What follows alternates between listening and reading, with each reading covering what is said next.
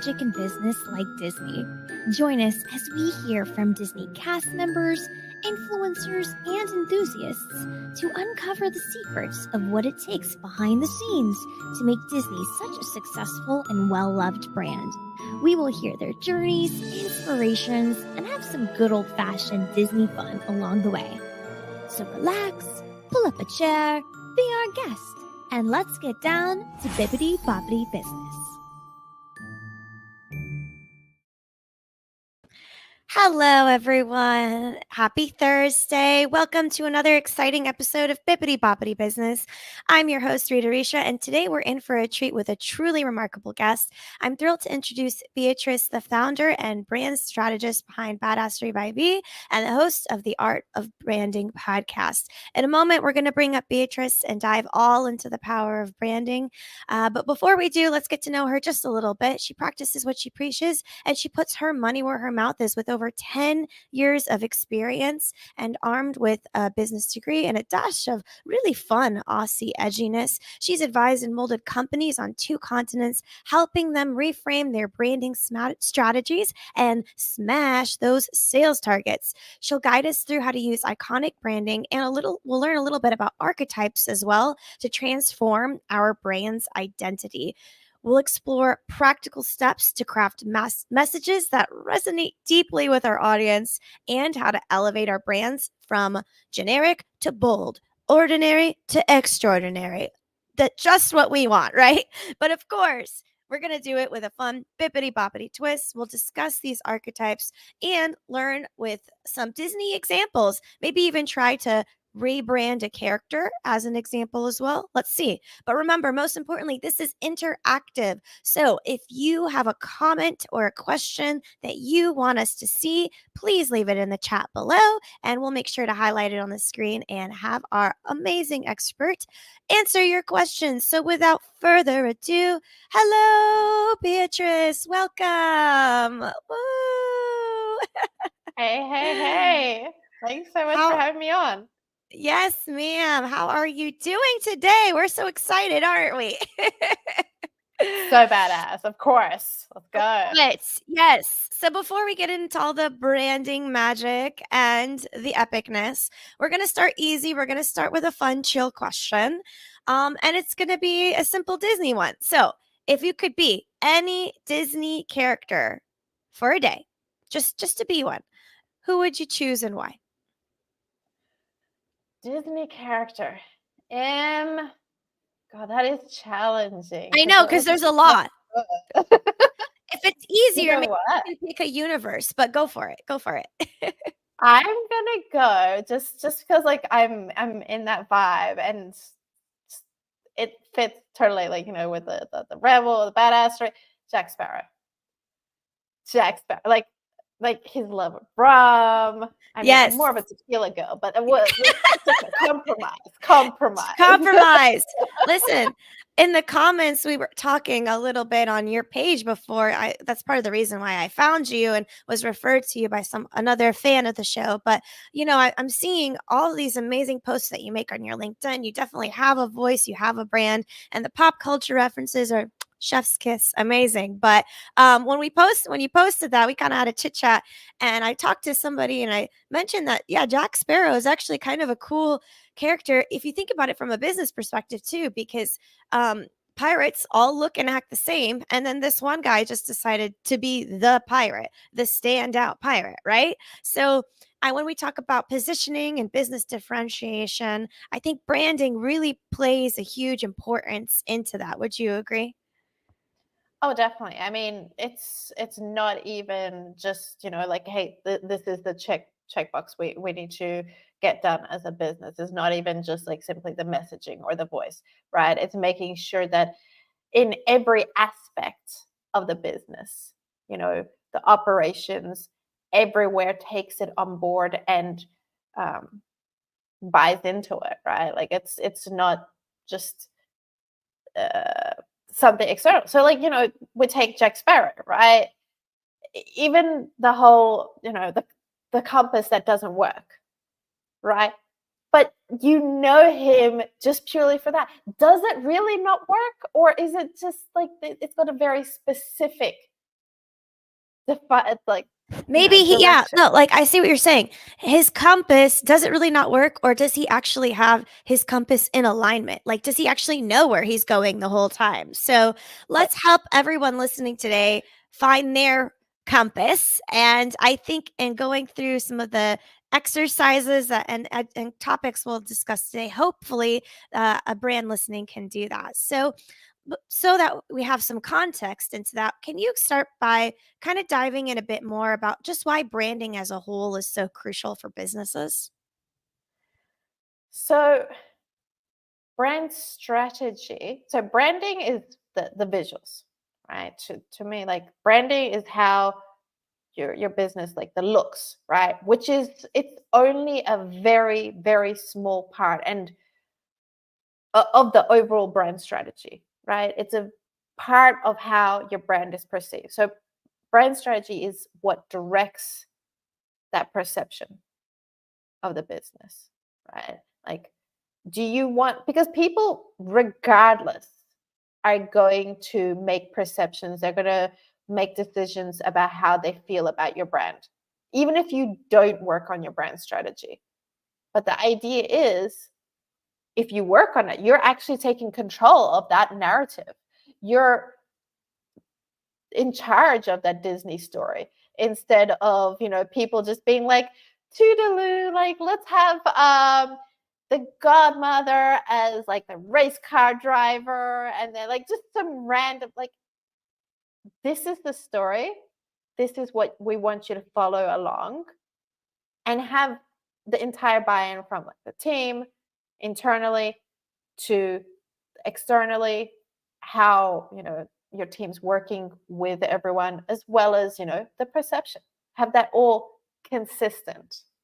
Consistency is so important, and I think as an example, the brand Disney as a brand does a really great job of that, right? There's a motif there, there's a through line, you get some kind of feeling, an emotion is evoked as a result of consuming whatever content or product or service that they put out. So when we're talking about branding, I like how you differentiated that there's branding like logo, colors, design, and then there's brand strategy. So take us one layer deeper. How do brands get to the point where they've done all of maybe the aesthetic and visual branding, but maybe they haven't?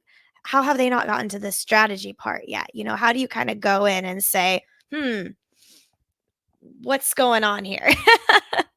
What are you doing? No. That is not what happens, by the way. I just bring out the baseball. No, I'm kidding. So in terms of the brand strategy, like a good example of how poorly it can go is like the Twitter to X, right? That was just purely the visuals. So bad. So bad. Nothing else has changed since, right? Well, like, how do you tweet? Like, what is the replacement for the word tweet? You X what? Like you what do you do? Guys, Like think about this. So that is one example of, if you just purely consider a rebrand as a visual exercise. So the way that I usually approach it is seeing where people are at. What are their goals, right? Because depending on where you're at in your business, if it's too early, I wouldn't recommend going for like a full out brand strategy. I'd be like, go and get those customers, go and work with them, and really understand more about how you do business, what works for you, what are your competition doing, and understanding that. So it's having those conversations, going like, okay, have you got a clear differentiation? How have you positioned yourself? Going beyond like, we provide better service, or we're more authentic, or the product's really good. That something that somebody else can't say, your competitor can't say. Is there something like that already in place? And how about the voice? Going beyond that, does that reflect the values that you put in place? Have you got values put in place? What is that mission? Have your team bought into that? And then checking out those different locations. Like, say, for example, if they have a website and say LinkedIn, YouTube, do they reflect the same vibe? So that's a little bit of the start to it. I love that start. And just to kind of go in further, for those listening who maybe, I'm just curious if they started their business based on their personal brand and then they grew out their business into a separate entity, how do you guide individuals like that to try to be able to keep the authenticity of their personal brand, but also making the business itself cohesive and make sense too? Have you ever come across something like that before? So it depends on how you want to approach it, like whether you want to, like, what are your goals behind it, right? Do you want to have it like, I've built this up, but I want to keep my personal brand, and my business brand is like something like a different voice. But what I'd more encourage, since this is your, like, your business, unless you're co-founding it with somebody else, you've already built that audience through your like personal brand. People know Virgin because of Richard Branson. People know, you know, Tesla because of Elon Musk. Like, okay, Right, he right. bought Like, it, even there's but even Oprah, for example. So, Oprah had her own show, and then you have all these other products and services that just have Oprah all over them, for example. I see what you're saying, yes. exactly. So lean into that, but make sure that, you know, go through, see what values you want to have represented in your business. Because, say, for example, when you start hiring people, when you're interviewing them, you want to make sure that those values are clearly, you know, written down or formed, so that when you're going through that process, you're asking the right kind of questions to make sure that whoever you hire, they might not have like they're not going to be a duplicate of you, obviously, but they're going to have that similar kind of vision as you. And so when somebody does touch touch on that part of the business, even if it's finance, right? Like if somebody's dealing with your accountant for a payment, is it going to have the similar kind of vibe as they've had the rest of the journey with the business? That's so important. So I want to highlight a couple of the key terms that we've kind of been discussing here. So we've talked about branding as a whole. We've talked about strategy. We've talked about voice, positioning, core values, but we haven't gotten quite into archetypes. So let's talk about archetypes. This is your bread and butter for this session, and give us, the understanding as to why we need to even understand what an archetype is. Does it help us find our voice, or is it something separately entirely? It does come into it to help with how you differentiate and to help to understand, your business and what that voice is going to be like. It's not going to be like the end all or be all, but it's one of those pillars that when you put it all together, same thing with clients that I have and work with, we go through all these different bits beforehand. They're like, "Oh, this is like a lot of work." And I'm like, "Yeah, it's a lot of work, but just give it like a couple of weeks until we get to this. Say for example, the voice section. Then they're like, "Oh my god, this is so much easier," because they get it. Whereas beforehand, people will be like, "Oh, I've been struggling with my voice, for example. I just can't really get that nailed down." You go through that process, the archetypes, for example. And the way that I go through it, it's the same as how I just mentioned. Like, it's not the be all end all. And that's why I approach it from more of that pop culture element. And yes, like a big example that I use, like on LinkedIn and socials, has been Disney, because like it does have those different archetypes. You can find whatever, the hero, the lover, etc., that relevant archetype as a person. And I know we're talking about Disney here, but it doesn't need to be Disney that you base this on. It's just like, okay, what are the characters that I can closely relate to in movies? 100%. So let's get into it. I want to be educated on archetypes and go through what I believe you have are a few maybe steps or segments of it. And let's hear a little bit more about it and use some of the characters that we want to have as inspiration for that discovery of our brand to help better understand those concepts. Hell yeah. So, sorry, what was the question again? Oh, that's okay. So what's the first archetype? What we've kind of talked about the idea of archetype, right? So what's let's start with an example. Let's do with um let's do Jack Sparrow for example, right? So what is the word archetype mean and like what are we trying to pull from it to help personify our own voice as if we were trying to go through this exercise for our own business? Okay. So, all right. Let's take go to let's use Disney as like the Yeah, base, sure. right? Because that's how we went into this.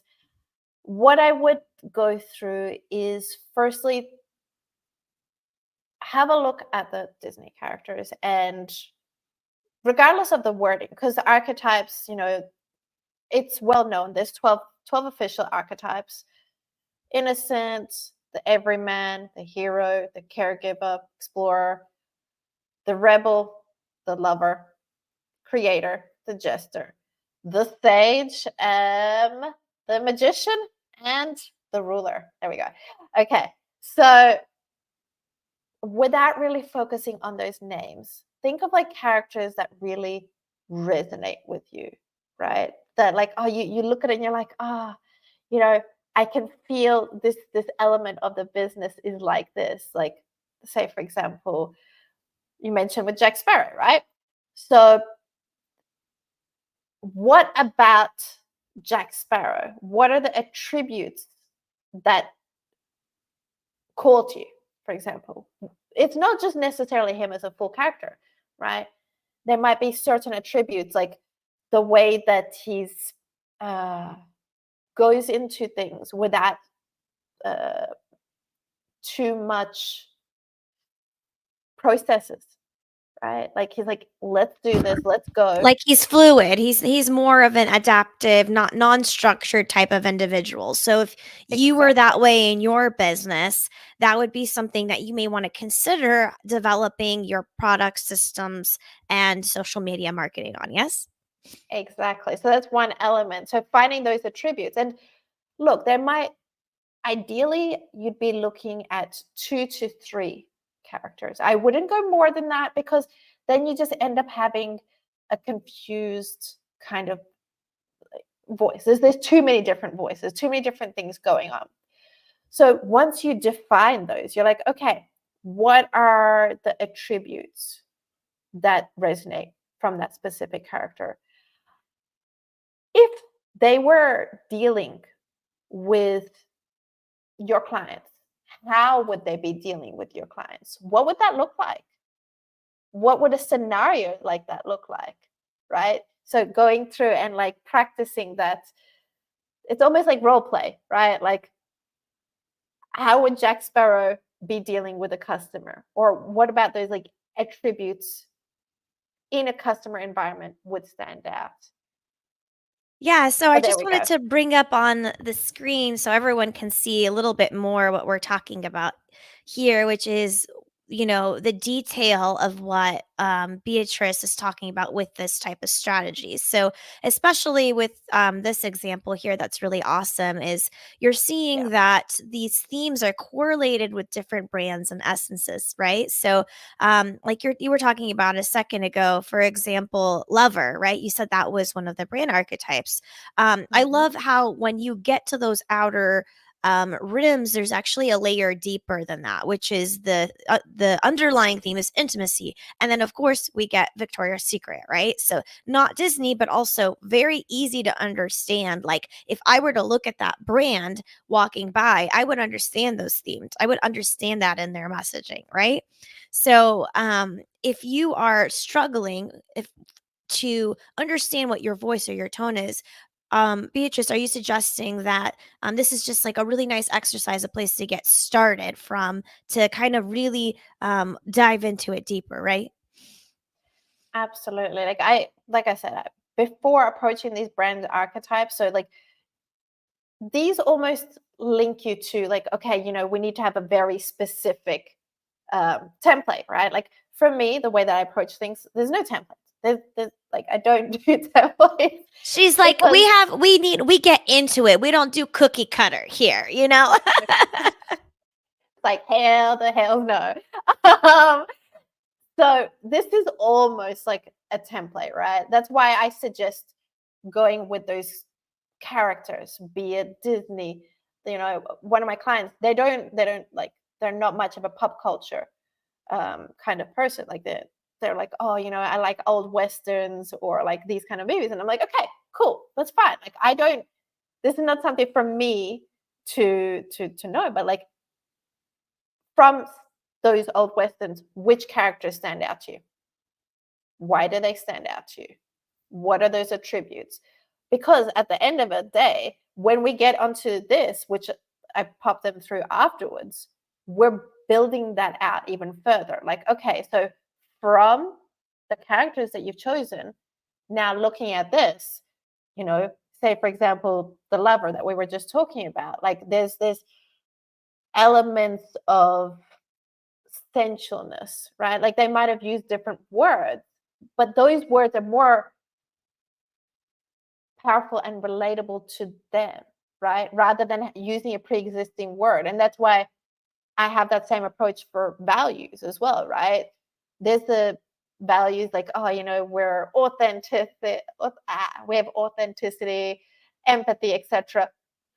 Use your own words before you come into this. What resonates with you first, then go into this and like, okay, there's an element of beauty. Or Let's use say, for Cinderella example, as an example, I think. I think that'll be a really good one. So go. let's pretend so Cinderella I'm imagining it's like 2024 now, and she's like, all right, I've been in the royal kingdom forever, and I kind of need something to do. I'm like semi-retired. I think I'm going to start a business. So Cinderella herself starts a business, and she thinks about what her brand is going to be.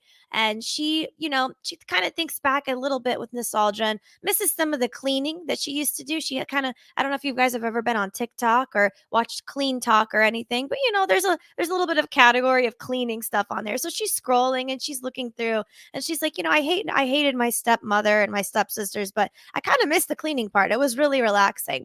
But she doesn't want to necessarily be a house cleaner. So she comes to you and she says, hey girl, guess what? I am going to start a software company, and it's going to be an online app that cleans your desktop, and it's going to put all of your stuff automatically into folders, and it's going to get rid of all of the icky viruses on your computer and remove that storage space that you're holding on to. And gone are the messy, desktops and problems. And this is really what I want to do. I think it'll really help people. Where do we I don't have a brand, I don't have anything. I just, I'm kind, I'm nice, and I like cleaning. What the heck do I do? Where do we even begin? Where do we start? Where do you, I would definitely recommend working with some people first. Like even if it's, you know, getting that friends, like whatever social media that you're on, or even if you're not on social media, like Right. for Yeah. example, Yeah, right? like she's not on Just social media. She's straight up in her castle. She's come to you she's in her with castle. with zero. And she's like, I need you to help Ah, me with my branding. so what I would say, get like one of those megaphone. I don't know what the old school version of megaphone is. Well, um, I mean, social media exists in this realm, but she's ah, she's she's in her zero stage. Like, she's a founder, she has funding, she has a product, she has a software. Okay, she's coming to you, and she's like, I want the strategy to be. I don't know how to. What's my voice? What's my strategy? What's my archetype? Like, kind of pretend like we're consulting Cinderella a little bit. I got you. Well, where she's at the beginning, I like I said before, like I wouldn't recommend doing brand strategy, but let's imagine she's further down in her journey. She's worked with like a few people. Yeah, Right? like a couple people are like, "Oh, I love your product and, Yeah. you're popular, so I decided to try it and it's great and we got a few testimonials or whatever, you know?" Yeah. So what I would recommend first is really defining what that internal brand is. So it's like talking about, okay, what are your values? What is that mission that you have? And your why. Why did you go into this? Really understanding that internal side first, right? And from there, we can go into like the market research. Okay, so for her target audience, what has she experienced so far? What do they sound like? What are their pains? Well, what if she's a little bit of a pain of a customer and says, Beatrice, I want everyone to be my target audience. I don't know what you mean. I want everyone in all of my kingdom to have this product. How would you advise? Because I mean, sometimes it happens. How would you advise her to break it down? What questions would you ask to help her find that target audience for herself? I'm kind of a hard ass, so I probably would either like depending on how flexible she is here. So Listen, if she's like willing to like acknowledge that like she can't have everybody as her target audience, we can keep talking. But like yes. if she's just gonna stick to like Well, let's say you convinced her and you were like, okay, fine, I understand it can't be everyone. Like, what are some tactical questions that you would ask her to help her to further understand like who her market audience is? Like almost like reflection questions if she were to go through that exercise. I would go backwards. I would say, who do you not want to work with? Because that Okay. is always easier. I That love is that. always easier. I personal experience. I was like this trying to find like the who is the right one, who is the right one. Cross out the wrong ones first. Who do you Okay. not want to work with? So she Right? has that complex because she was looking for the prince. She was looking for Mr. Right. So she has that mindset of like I need to find the right one. But I see what you're saying. You're saying if I'm a brand and of any kind and I'm having difficulty finding my positioning, my ideal client, I should start by asking myself who do I not want to work with, right? Absolutely. Okay. That is like the best start. And then you can like lean into like, okay, what who have I worked with thus far? Like what have I enjoyed the most about those experiences? Like which element? How about my experience before? Like those are the kinds of things. Like who needs you the most and what resonates based on the experience, based on who you don't want to like it just starts Okay. narrowing down. I have a great example for that. So let's say she decided she had to work with fairy godmothers and witches and mages of all kind. Anyone with magic powers in order to make this software work. It's fueled by pixie dust basically. That's how the software Fixed works, dust. right? All All right. right? But when you think about it, you have fairies, you have wizards, and then you have some shady villains who have magical powers too. And they're all different categories. They're all different markets. And she wants to sell the product to those people, right? Those are the Mhm. target audiences. But she's realizing, okay, I don't really like working with the villains. They kind of like run away and I can't talk to them and they're very hard to communicate with. And I don't know if they have great work ethic, right? So she puts the villains out. Now we're left with two other target audiences, the fairy godmothers, and then we have like wizards. Like I don't know if anybody has watched Sword in the Stone, but I mean Merlin was like like maybe Harry Potter. Like I don't know. I know it's a different universe, but like straight up wizards. Okay, so we got fairies and wizards. Okay, so those are two very different markets, though. They have different personalities. They have different things they like. They have um different ways that they spend their time outside of work. They have different ways that they communicate, different ways to be marketed too. If you were to help Cinderella try to narrow down between those two markets, which one would you help her pick? And then how would you market to that? How would you help the strategy of that messaging to help market to that ideal client? So I would say what they have in common. What do those two have What do in wizards and common? fairies have in common? Okay. So if you're stuck Right. between two niches, okay. Okay. All right. Well, what So you can't like you don't have to make it super super niche. Like that will come, right? As time goes along. You know, it seems like she's at a very early stage of her business. yeah. She just received her VC funding, she's really struggling. Exactly. So, like, let's focus on what they have in common, right? Then have a look at the competition, right? Because we're not looking at the messaging, right? Like, sure, there'll be things going out in the background, and we can continue like adapting those as we adapt the brand. Don't leave it until like 6 months down the line or whatever, right? But first, I'd look at like, okay, what are the competitors like? What are they doing? Right? What are they not doing? So where's the connection between those two audiences? So that's one part of your messaging. Where's the gap that you're like pretty badass at as Cinderella? And then line those up. See what's going on in the market. Like have a look. How like is the political, economical situation going to affect those? Because you can leverage into those in your messaging, right? And then we get into like this brand archetypes and the differentiation, understanding. Okay, Okay, yeah. What is her archetypes then? Okay, let's get into it. We've narrowed down. We're going through the process here. She came to you. She didn't know what she was doing. Now she's not narrowed down to two niches that you're saying don't go too super niche down. Just stick to a couple, and we'll iterate as we move forward. She understands some of her competitors. The villains are now her competitors because one of them used to be her client and then stole some of her IP, and now she's competing against them. And it's a whole whatever you're gonna do. What are you gonna do about it? She wants to differentiate. She wants to market that she's okay, right? What are Cinderella's archetypes, right? As a character, and how do we maybe infuse that into her business's messaging? well, I don't know how traditional Cinderella is in this particular example because as we know, right, Yes. Cinderella would be best suited to almost like the innocent, right? Because Yes. there's that simplicity, there's that Yes. goodness, and there's like an idealism, right? Mm-hmm. To who she is a character. Maybe there are other elements, like if we, business version of Cinderella might be slightly more jaded Yeah. after getting like this G. you know, She's like, that's okay, so I've had to funny. deal with all these things.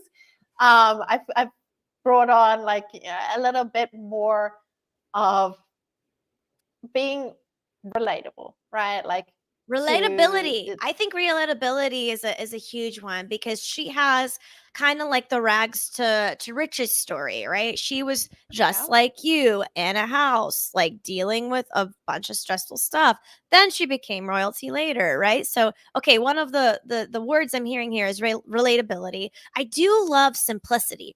I think especially if we're marketing a software service, a SaaS product as a solution, simplicity as an archetype would be a really creative one too. What do you think? Right. Eh, like I said, have a look, like, because this is not like, have a look at what her competitors are using. Like, are they using Yes. that already? Because like you want to like avoid that at all costs, right? You Mhm. want to be able to stand out. Maybe Yes. this villain is just leaning into their villainousness. Mhm. Mhm. Villainous? Villainousness. I mean, it's a word if we say it on here. As long as it's said here, it becomes a new bippity boppity It's term, and it an is official word. coined. It will Okay. be merch that receives tomorrow. We will all get T-shirts that say villainousness. Yeah, I love it. Ish. Ish, and then add an ish at the end. Of Of course, yes, course. of Like, course. there's just And maybe that's the competitor brand. They're just like they're really bad at marketing. They're just like we're not really bad, but we're kind of bad-ish. You know what I mean? So now we have the true good against evil, bad versus evil fighting in the market, right? Right? Okay. and that in itself is amazing for storytelling, right? Right. People will always want to listen out for like this is the journey, these are the heroes and the villains, but obviously the heroes are the wizards Yes. fairies Yes. And who they're Cinderella. like, exactly, exactly. So Yes. leaning into that, and you know, that leans into the archetypes that we're talking about. So maybe there's Mhm. some part of her that is the everyman, right?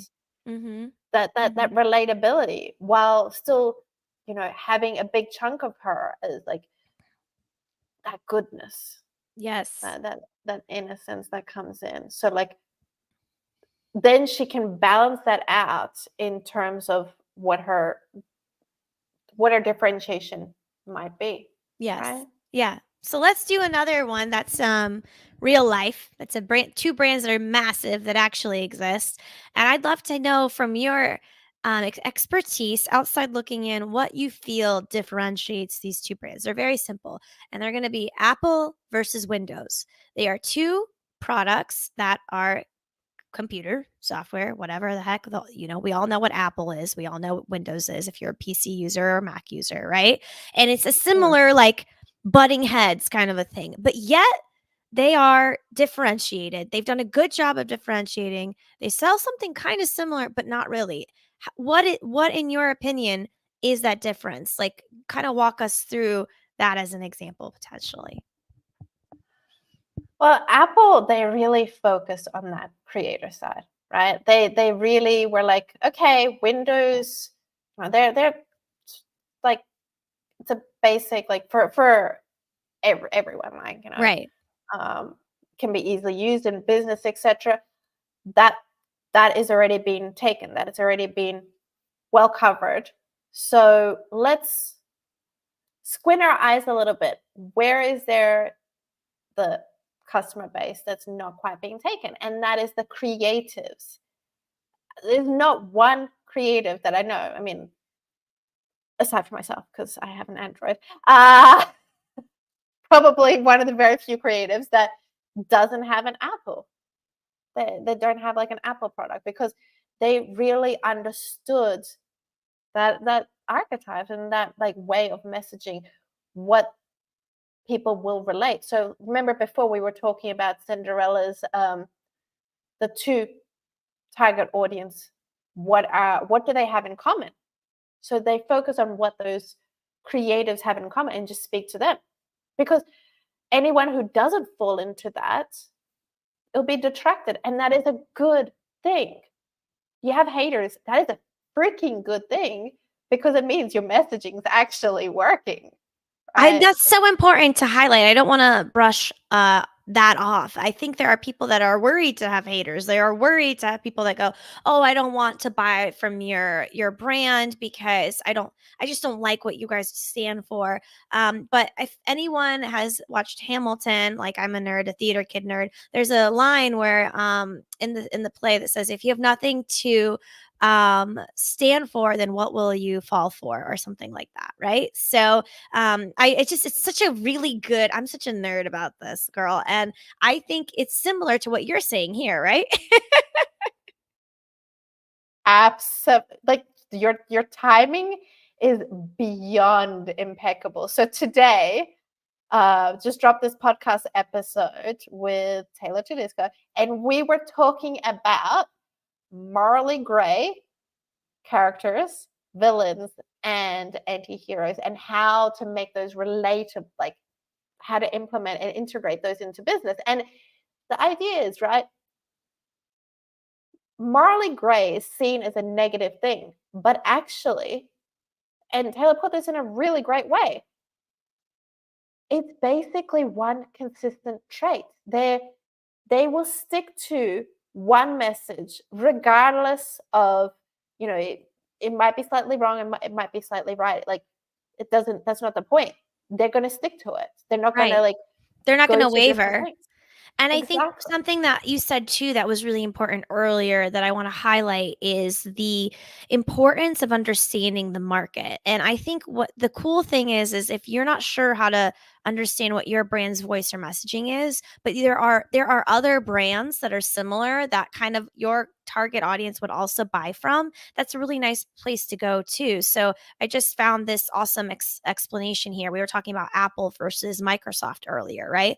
So there's research that shows that certain people who buy from Apple also likes other brands like BMW, Gap, Starbucks, Mercedes Benz. They're kind of have more of like a luxury feel to them, or have more of a creative vibe about that brand. Versus Microsoft fans, those who are more likely to buy from that brand, are a fan of businesses like eBay, Yahoo, IBM, In and Out, right? So, I would love to hear your opinion of like, those archetypes that we've been discussing. Like, what are those few words that you think from the Apple category those consumers share in common versus the Microsoft ones that share those brands in common as well? I mean, even from the audience perspective, right? Here we can clearly see like one, the Microsoft side, right? It's more technical, right? Like even in the way Right. that visually, right? These are the brands who did it right, right? How they are visually reflects how they are in the business, how they are when you're scrolling through, say for example, through Yahoo. You know, it's going to be a completely different vibe. I would almost put like Google on the Apple side, just Yeah. just because of that look, right? Just Right. because of the visuals, the way that they operate, that system. Right. Um, so kind of went on a tangent, but like just really wanted to point that out, that you can almost just looking at it, okay, this side will be like technical engineers, financial, like that kind of persona, and on the Right. other side it's like the creative side, Mercedes. So it's like Fun loving, maybe a little more like there's a I don't know if I don't think convenience is a word, like but I think almost like I don't know. imagination. Imagination, I think aspirational. I think aspirational as a word is a really big one. I don't know anything about Gap clothing. No offense, Gap. That's aspirational though. So I don't, I think you might have put that one in the wrong place. I don't know. I don't know about Gap, but I can see Google instead of Gap, for example. Okay, Yeah, but they misplaced that. I'm I don't sorry. think Like I don't think Gap and Apple fans are synonymous. But anyways, I would dare to say that Disney fans are more likely to be Apple fans, but my audience might be burning me at the stake for that. I don't know. We'll find out later. We'll find out later. archetype wise, definitely I would say like the Apple side is more on like the ruler, the Okay. creator, right? Mhm. Because the Apple is like, you've got that power, you've got that leadership, you've got like, you know, that. And then you're combining it with that creator, that imagination, the Yes. transformation. Whereas the other side, because to go back to answer your question, right? Like it's Yes. almost the stage, What right? are Like what are the common things that, when businesses should avoid when they're trying to align their brand with a specific voice or an archetype? Like, what are some common mistakes that you've seen happen through that process as you've worked with your clients? a lot of being has been like checking what others are doing, right? Like, eh, and that's why I'm going to go back to this. That's why I don't include templates. If they ask for examples, I'm just like, look, I'll give you an explanation. Like, I'll try to explain it to you in a different way rather than putting in an example, right? Because that already automatically, subconsciously, we start associating, we start putting similar kind of words. And that starts putting us into that similar kind of box. Well, yeah, your goal is to help innovate. You don't want to put somebody in a box. Your goal is to come in and help take them think outside the box. Then once we've found our adventure outside of the box, found our crewmates, found our vision, our goal, our quest, the right compass that takes us to the right place, then like you said, we can analyze our competitors, understand what it is that we're trying to do with our brand, and hopefully thrive in the market. I'm just curious too, like, how do you see the role of everything that we do now with branding really evolving in the future? Are there any trends that we should be aware of or ignore if we're not trying to be like everyone else? Uh, so I know AI has come up a lot. It is very much like in that topic. Everyone's like, oh, how is this going to impact? How is this going to be integrated, etc. And there have been a lot of people who have jumped into having it like featured, oh, we're using AI, or like AI is part of us, or like, having that modernness element of these, like, let's look like modern, Yeah, like and that just means AI. clean. Right, right. But I also think too, my concern is people are using ChatGPT to be their branding expert. They're going to go in and ask ChatGPT to do these things, right? So, what would you say to that person who's like, I'm just going to go on ChatGPT and figure out what my brand voice? How would you encourage them to be like, no, like I'm here for a reason. This is why I do what I do. Well, what I would recommend is that write something like yourself, and then give ChatGPT the instruction of what it is that you would like them to write. So, like, you already had that one content idea. Like, okay, I want to write about this. You write it out first, right? Let the robot do it first. Like let them do it You, first and you, see what happens. you. I mean, what I would say is, like, you write it out As first. a human, okay, I write it first. Okay, I You write it write it first, first. Okay. and then get ChatGPT to write it, and then see what's the difference in that voice. Did it really pick up a voice, or does it sound like, I don't know, the 900 other posts that were out today, Mhm.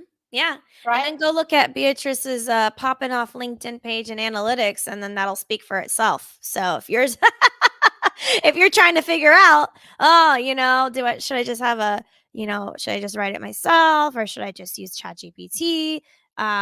I don't know, look at things that actually work on especially LinkedIn and see the level of engagement that is imbued into the messaging when it's done by someone who's an expert at it. Because I think that's the thing that's missing the most with a lot of the content that I've seen is it's missing that call to dive in further, that emotion, that archetype, that human element, that story piece, right? And that's why I think what you do is so cool, especially with some of the content. What inspired you to do any of this? What inspired you to have to learn about archetypes, to do branding, to do strategy? Like really what was the reason why you decided to do it? On a deeper level, um, it's because of the shoulds. It's because of the societal norms.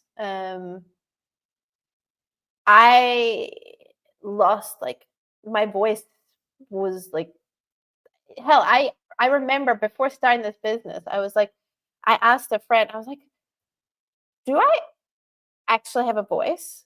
And then they, like, side eyed me, and they're like, She's like, I don't know what to tell you, but it's neither yes, neither no. Plead the fifth. oh Interesting. god.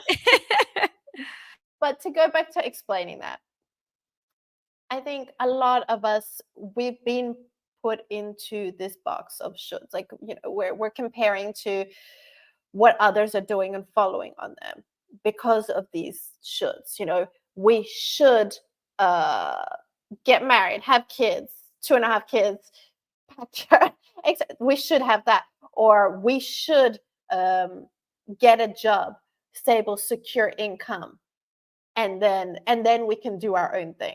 There's so many shoulds, and that is what I'm trying to fight against with this, because your business, it shouldn't be a should, because that, you know when you step out of that, that's when it starts standing out. When you recognize that, hey, look, you don't need to be swinging a baseball bat. You don't need to be breaking things. There is your own version of, you know, being a badass and standing out and finding your thing.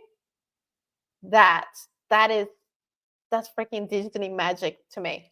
Right. And I agree because if we think about any brand that's ever made an impact, it's because they did something different. They chose to ignore the should and think, well, what could instead of should? Could instead of should is my takeaway from what you just said. What could I do? And part of the reason why this show was inspired was for the reason that Walt Disney, the one who invented Disney, was a great example of somebody who thought screw the box.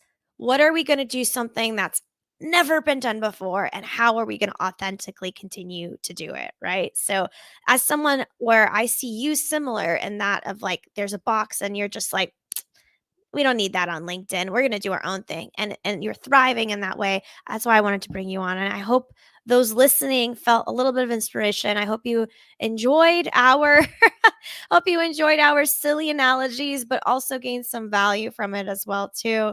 If I missed your comment for whatever reason and you have a question for Beatrice, how can our listeners reach out to you? So on LinkedIn, it's Beatrice Gutknecht. I'm on there pretty much, probably too much. Also, website badassratebyb.com, Instagram and YouTube under Badass by B, and two other areas. There's the podcast, The Art of Branding.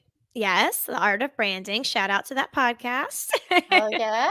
And the newsletter, which is the Badass Mob newsletter, of course, because it can't just have mob. Yes, it can't just be not. Yes, I see that. I see. That's awesome. Cool. Well, great. Thank you so much, Beatrice, for being on the show again. It's been a fun exercise and learning about archetypes. It's certainly given me a lot to think about. And yeah, we'll have all the information listed below somewhere in the doobly-doo, wherever that will be after this is published. And we hope you all have a magical day. Thank you so much. Oh, yeah. Thank you so much, Rita. Yay. Woo. We're going to cue the outro music. You've been listening to Bippity Boppity Business. Like what you hear so far?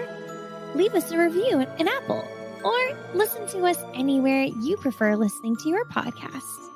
Until next time, have a magical day.